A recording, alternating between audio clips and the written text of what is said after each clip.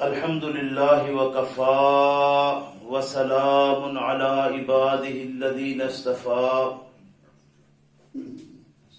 أما بعد فأعوذ بالله من الشيطان الرجيم بسم الله الرحمن الرحيم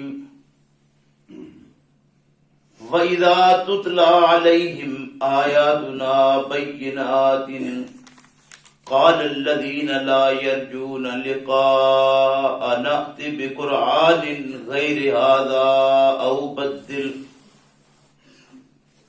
قل ما يكون لي أن أبدله من تلقاء نفسي إن أتبع إلا ما يوحى إلي إني أخاف ان عصیت ربی عذاب یوم عظیم۔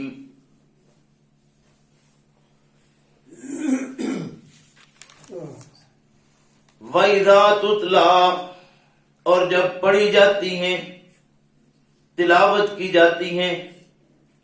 جب پڑھتے ہیں آپ اے پیغمبر صلی اللہ علیہ وسلم، جب پڑھتا ہے تو اے مخاطب، علیہم ان پر آیاتنا آیتیں ہماری، بینات واضح روشن بین۔ قال الذین، کہتے ہیں وہ لوگ، لا یرجون جو نہیں امید رکھتے، عملی طور پر جو اس بات سے انکاری ہیں، لقاءنا ملاقات ہماری کے، ایت بقرآن غیر ھذا، وہ کہتے ہیں کہ قرآن کے سوا کوئی دوسرا قرآن لا دو، قرآن کے سوا کوئی دوسرا قرآن لا کر سناؤ، او بدل ہو، یا اسی میں کچھ رد و بدل کر دو۔ قل کہہ دیجئے اے پیغمبر صلی اللہ علیہ وسلم، ما یکون لی، نہیں ہے میرے لیے، ان ابدلہ من تلقاء نفسی، کہ میں اسے اپنے جی سے، اپنے نفس سے اس کو بدل کر تمہیں دے دوں۔ ان اتبع، نہیں پیروی کرتا میں، الا مگر، ما یوحی الیہ، اس چیز کی جو میری طرف وحی کیا گیا ہے، الیہ میری طرف، انی اخاف، بلا شبہ میں ڈرتا ہوں، ان عصیت ربی، یہ کہ نافرمانی کروں میں رب اپنے کی، عذاب یوم عظیم، بڑے دن کے عذاب کی آنے سے مجھے خوف آتا ہے۔ سبحان ربک رب العزت عما یصفون وسلام علی المرسلین والحمد للہ رب العالمین۔ میرے محترم بھائیوں، بزرگوں، آج کے سبق میں 11واں پارہ جو رات تلاوت کیا تھا، اس میں سورہ یونس کی آیت نمبر 15 تلاوت کر کے اس کا ترجمہ کیا ہے۔ اللہ رب کریم سے دعا ہے کہ اللہ ہمیں قرآن کریم کو صحیح معنوں میں سمجھنے کی توفیق عطا فرمائے، اور سمجھ لینے کے بعد اپنی زندگی کو اس کے مطابق بنانے کی توفیق عطا فرمائے۔ کفار مکہ جن میں پیغمبر اسلام صلی اللہ علیہ وسلم پیدا ہوئے، آپ صلی اللہ علیہ وسلم کی جہاں پرورش ہوئی، جہاں نبی کریم صلی اللہ علیہ وسلم کے شب و روز گزرے ہوئے تھے، ان کو پیغمبر اسلام صلی اللہ علیہ وسلم کی صداقت، آپ صلی اللہ علیہ وسلم کی شرافت، آپ صلی اللہ علیہ وسلم کی فضیلت سے کوئی انکار نہیں تھا۔ وہ تسلیم کرتے تھے۔ جب پیغمبر اسلام صلی اللہ علیہ وسلم نے سب سے پہلے اعلان کیا تھا، تو اعلان کرنے سے پہلے لوگوں کو اکٹھا کیا اس مجمع سے، نبی کریم صلی اللہ علیہ وسلم نے جب شہادت لی تو انہوں نے کیا گواہی دی تھی؟ انہوں نے کہا تھا کہ آپ کو ہم نے سچا پایا ہے، آپ جھوٹ نہیں بولتے، اور یہ بہت بڑی بات ہے۔ لیکن جب پیغمبر اسلام صلی اللہ علیہ وسلم نے اللہ کی طرف دعوت دی تو کیا نتیجہ نکلا کہ اسی لمحے وہی لوگ جو کہنے والے تھے کہ آپ سچے ہیں، آپ امین ہیں، آپ کبھی جھوٹ نہیں بولتے، وہی کہنے لگے تھے کہ شاید آپ کو مار لگ گئی ہے، شاید پاگل ہو گیا محمد صلی اللہ علیہ وسلم، نعوذ باللہ، یعنی اس طرح کے جملے انہوں نے کسنے شروع کر دیے تھے۔ جب آپ صلی اللہ علیہ وسلم اللہ کا قرآن ان کو سناتے ہیں تو وہ آپ کی بات سننے کو تیار تھے، یعنی ایسا نہیں تھا کہ وہ بات نہیں سننا چاہتے تھے، بات سننا بھی چاہتے تھے، لیکن بات جو سنائی جاتی تھی وہ ایسی تھی جو ان کو ہضم نہیں ہوتی تھی، کیونکہ اس میں کچھ باتیں ایسی تھیں کہ وہ سنتے ہی ان کو لگتا تھا کہ اگر ان باتوں کو ہم تسلیم کر لیں تو ہمارے آباء و اجداد جو اس دنیا سے جا چکے ہیں وہ چونکہ ان باتوں کے خلاف زندگی گزار کر گئے ہیں،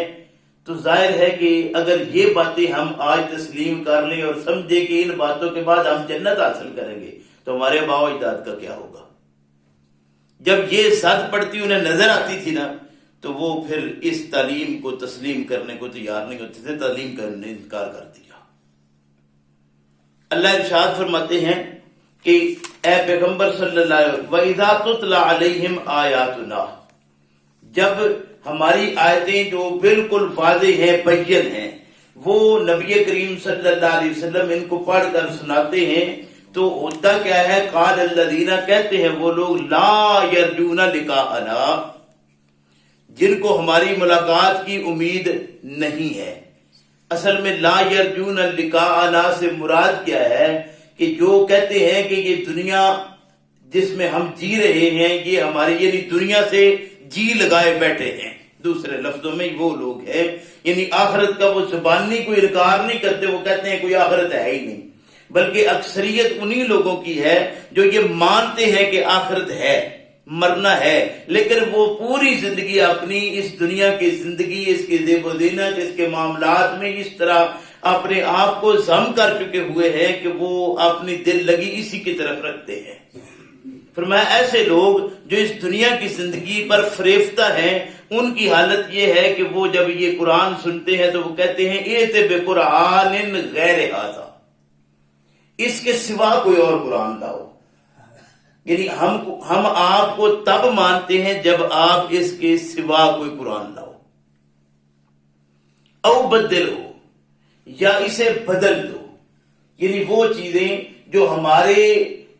سمجھ آتی ہے کہ یہ پچھلوں کی کوئی زد پڑتی ہے ان کے اوپر، ہمیں لگتا ہے کہ اس سے ہمارا جو نظریے ہمارے بنے ہوئے ہیں، جو ہمارے خیالات ہیں، جو ہمارے رواجات ہیں، جس پر ہم زندگی گزار رہے ہیں، جو بالکل کھلی اس کی مخالفت ہے، اس میں کچھ تبدیلی ہو جائے کہ اوپر نیچے کر کے کچھ معاملات طے کر لیں۔ ایت بقرآن غیر ھذا او بدل ہو، یا اس کو آپ بدل دیں یا اس کے علاوہ کوئی اور قرآن لے آئیں، یہ قرآن ہمیں ہضم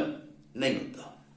ایمانداری سے کہیے کہ آج ہم قوم مسلم جو کم سے کم جس خطے میں ہم رہتے ہیں، اپنے ارد گرد، اپنے اندر سے لے کر اپنے معاشرے تک یہ ذرا جنجالی ہمیں مارنی چاہیے، کچھ تھوڑا سا ہمیں بھی خیال کرنا چاہیے کہ کیا ہم بھی آج اسی صورتحال سے دوچار ہیں یا کوئی اور معاملہ ہے، باوجود اس کے کہ ہم مسلمان ہیں، لیکن ہماری حالت کیا ہے کہ ہم قرآن کے مطابق اپنی زندگی کو بنانے کو تیار نہیں ہیں، قرآن کو اپنے مطابق لانا چاہتے ہیں۔ یہی وہ چاہتے تھے، یعنی کفار مکہ کا بھی مطالبہ کیا تھا، ایت بقرآن غیر ھذا، انہوں نے تو صرف مطالبہ کیا۔ ہم وہ قوم ہیں کہ اپنے آپ کو قوم مسلم کہلاتے ہوئے ہمیں ذرا شرم نہیں آتی کہ ہم نے کہا کہ قرآن جس کے متعلق قرآن نے کہا تھا لا یاتون بمثلہ، اس کی مثل کچھ نہیں ہے، ہم نے کہا نہیں، پیغمبر اسلام صلی اللہ علیہ وسلم نے فرمایا تھا الا،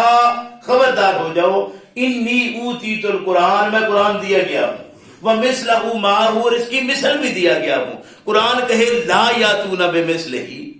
اس کی مثل ہے ہی نہیں، اور رسول اللہ صلی اللہ علیہ وسلم کہیں کہ نہیں، اس کی مثل بھی میں دیا گیا ہوں۔ آپ ایمانداری سے کہیے کہ کیا یہ دونوں باتیں ممکن ہے رسول کی زبان سے نکلی ہوں صلی اللہ علیہ وسلم کی؟ یہ تو قرآن ہے جو قرآن کے اندر محفوظ ہے، وہ ان کتب روایات میں بات موجود ہے جنہیں ہم کہتے ہیں کہ یہ وہ کتابیں ہیں جو منزل من اللہ ہیں، حالانکہ منزل من اللہ ہمارے پاس قرآن ہے۔ انہوں نے یہ مطالبہ کیا تھا کہ یہ قرآن تبدیل کر کے لے آئیں یا اس کے سوا کو لے آئیں. ہم نے کہا نہیں، اس کے سوا ابھی اور بھی ہے. آپ ایمانداری سے کہیے کہ وہ باتیں جو کفار مکہ کیا کرتے تھے، دیکھیں انہوں نے کہا، انہوں نے دیکھا نا پیغمبر صلی اللہ علیہ وسلم کو، دیکھا کہ یہ ایک انسان ہے، کھاتا ہے، پیتا ہے، معاملات زندگی ہے، حوائج ضروریات، سارا کچھ دیکھا، تو انہوں نے محمد الرسول اللہ صلی اللہ علیہ وسلم کی رسالت سے انکار کیا. محمد بن عبداللہ تو تسلیم کیا، ایک انسان انہوں نے دیکھا تو انہوں نے رسالت سے انکار کیا. ہم وہ بدقسمت قوم ہے کہ ہم نے دیکھا نہیں، ہم نے آپ صلی اللہ علیہ وسلم کی رسالت سے انکار نہیں کیا، مشرک سے انکار کر. ان کی طرف قرآن آ رہا تھا، وہ پڑھتے تھے، ان کی زبان تھی، سنتے تھے، سمجھتے تھے، ان کو پتہ چلتا تھا کہ ہمارے نظریات کے، ہمارے خیالات کے خلاف قرآن ہے، تو وہ کہتے ہیں قرآن یا اس کے سوا لاؤ یا بدل دو اس کو. ہم کہتے ہیں کہ اس کے علاوہ ہے، اس میں تو ساری وضاحت ہے ہی نہیں، وضاحت تو ہمیں کہیں اور سے ملے گی. قرآن کیا کہتا ہے؟ قرآن کہتا ہے کہ کل، آپ اے پیغمبر کہیے صلی اللہ علیہ وسلم، ما یکون لی ان ابدلہ من تلقاء نفسی، ایسا نہیں ہے کہ میں اپنے نفس کی جانب سے، اپنی طرف سے، اپنے اندر سے اس کو تمہیں بدل کر دے دوں. یہ اللہ کا دیا ہوا پیغام ہے، میں تو اس کو پہنچا رہا ہوں، میری طرف سے نہ میں خود یہ پیغام دے رہا ہوں، نہ میرا یہ ذاتی پیغام ہے، میں تو اللہ کا پیغام دیتا ہوں، اپنے نفس سے میں اس کو بدل نہیں سکتا. ان کل ما یکون لی ان ابدلہ من تلقاء نفسی ان اتبع الا ما یوحی الی، نہیں پیروی کرتا میں مگر اس چیز کی جو میری طرف وحی کیا گیا ہے. یعنی پیغمبر صلی اللہ علیہ وسلم کی طرف جو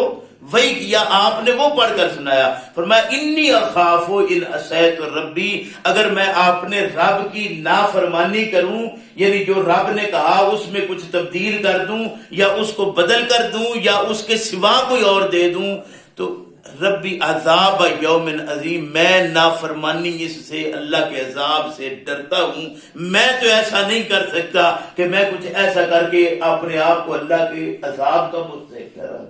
جو قوم آج یہ سارا کر چکی ہے، جو اس قرآن کے خلاف ہے، آج وہ معذب نہیں زمانے میں.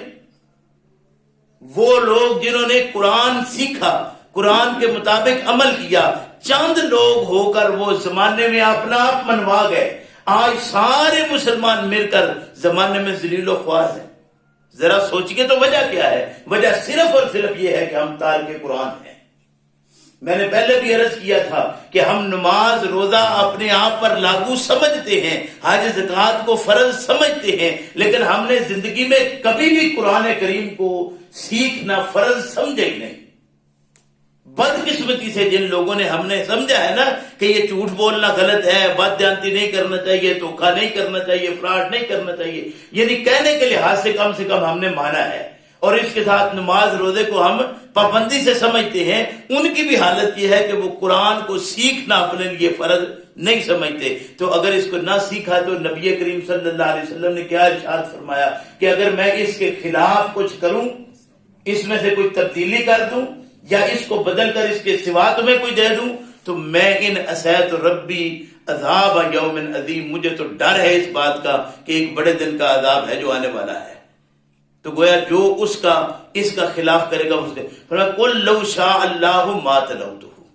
اگر تم یہ بات بھی آپ اے پیغمبر صلی اللہ علیہ وسلم کہہ دیجئے کہ اگر اللہ نہ چاہتا تو میں تمہیں قرآن نہ سناتا. اگر اللہ نہ چاہتا، یعنی یہ اللہ کی چاہت سے ہے قرآن سنانا، اگر اللہ نہ چاہتا تو میں تمہیں قرآن نہ ولا ادراکم بہ، اور نہ ہی میں تمہیں اس کے ساتھ خبردار کرتا، نہ میں تمہیں سناتا نہ اس کے ساتھ خبردار کرتا. گویا یہ خبردار کرنا بھی اللہ کے حکم سے ہے اور یہ سنانا بھی اللہ کے حکم سے ہے. اور تلا یتلو تلاوتن کا مطلب ہوتا ہے اس کے پیچھے اس طرح عمل کرنا کہ بیچ میں کوئی چیز شامل نہ ہو. گویا اس کے مطابق عمل کر کے دکھا رہا ہوں تو وہ بھی اللہ کے حکم سے ہے. فقط لبثت فیکم عمرا من قبلہ افلا تعقلون، لوگوں میں تو تمہارے اندر اتنی عمر گزار آیا ہوں، ابھی بھی تمہیں اس بات کی سمجھ نہیں آتی کہ میرے اوپر ہی اس طرح کی باتیں لگا رہے ہو. فمن اظلم ممن افترى علی اللہ کذبا، آپ ذرا بتائیے کہ اس سے بڑا ظالم کون ہو سکتا ہے جو آپ نے جی سے جھوٹ بنائے اللہ پر. اللہ پر جھوٹ باندھے اس سے بڑا کوئی ظالم ہو سکتا ہے؟ او کذب بآیاتہ، اگر وہ کوئی ظالم نہیں ہو سکتا تو اس سے بڑا کوئی ظالم ہو سکتا ہے جو اس کی آیتوں کو جھٹلا دے۔ آج ہم اللہ کو تو نہیں جھٹلا رہے لیکن آیات کو نہیں جھٹلا رہے۔ فرمایا کہ اللہ پر اگر جھوٹ نہیں باندھے، اللہ پر جھوٹ باندھے گا تو بڑا ظلم ہے، اس سے بڑا کوئی ظالم نہیں ہے۔ اگر یہ ظلم ہم نہیں کر رہے او کذب بآیاتہ تو اس کی آیتوں کو جھٹلا کر ہم کیا کر رہے ہیں؟ وہ بھی تو ظلم ہے۔ فرمایا اس سے بڑا ظالم انہ لا یفلح المجرمون، کبھی بھی ایسا جرم کرنے والے کبھی فلاح نہیں پا سکتے۔ اللہ مجھے آپ کو اس بات کی توفیق عطا فرمائے کہ یہ اتنا بڑا جرم جو ہم کر رہے ہیں جس پر اللہ نے فرمایا لا یفلح، کبھی فلاح نہیں پا سکتے، یعنی اگر مجرم فلاح نہیں پا سکتا یہ جرم کر کے فلاح ممکن نہیں ہے، تو روزانہ حی علی الفلاح حی علی الفلاح حی علی الفلاح کی آواز پر مستقل بھی پہنچے، یہ ظلم کیا تو بھی فلاح نہیں ہوگی۔ اس لیے سمجھیے اپنی زندگی میں اس بات کو لائیے۔ آج جتنی بھی عمر گزر چکی ہے کم سے کم اب تو ہم اس بات کی طرف آ جائیں اللہ کی توفیق سے کہ ہم نے قرآن کو سیکھنا ہے، قرآن کو سمجھنا ہے، قرآن کے مطابق اپنی زندگی بنانا ہے۔ اللہ مجھے آپ کو توفیق عطا فرمائے۔ ربنا لا تزغ قلوبنا بعد إذ هديتنا وهب لنا من لدنك رحمة إنك أنت الوهاب۔ اللهم صل على محمد وعلى آل محمد كما صليت على إبراهيم وعلى آل إبراهيم إنك حميد مجيد۔ اللهم بارك على محمد وعلى آل محمد كما باركت على إبراهيم وعلى آل إبراهيم إنك حميد مجيد۔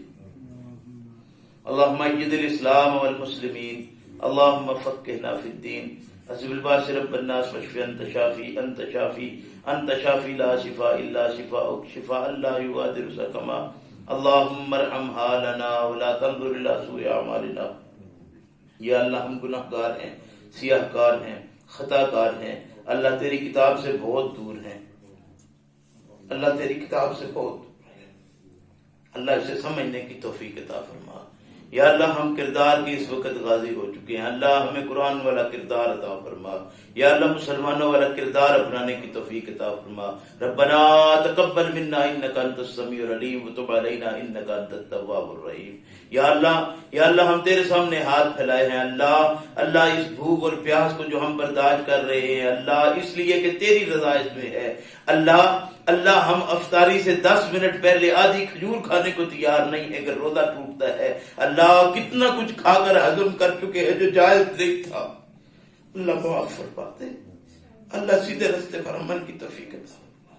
ربنا آتنا فی الدنیا حسنہ وفی الآخرۃ حسنۃ وقنا عذاب النار۔ سبحان ربک رب العزۃ عما یصفون وسلام علی المرسلین والحمد للہ رب العالمین۔